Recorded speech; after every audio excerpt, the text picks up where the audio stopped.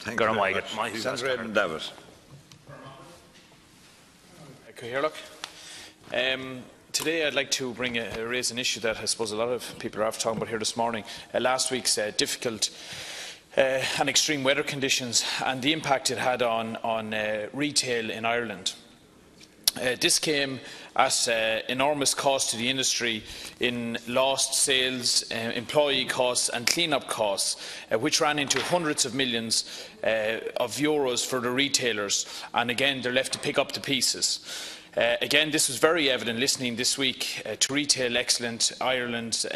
Lorraine Higgins, she was on the radio, and she outlined the cost that they're going to have to spend advertising to eke back the losses that were made over the last week.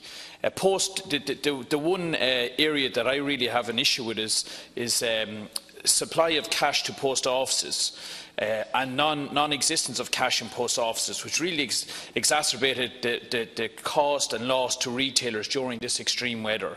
Post offices in Dublin, Louth, Offaly and some other ones in the Midlands were reported to have been emptied of cash as social welfare recipients queued to collect payments, and this was an additional challenge to retailers, which had to face the unlikely weather extremes and also dealing with closures and loss of opening times.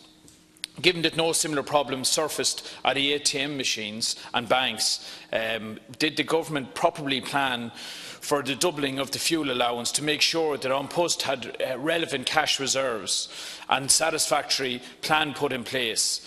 It also begs the question if the cash logistics were de-risked to ensure that such threats to cash supply would not happen. This impacted social welfare payments, as we're aware. Lots of people couldn't get what they were told they would be entitled to. And again this week it will continue. And it will continue certainly to impact retailers for the foreseeable coming weeks.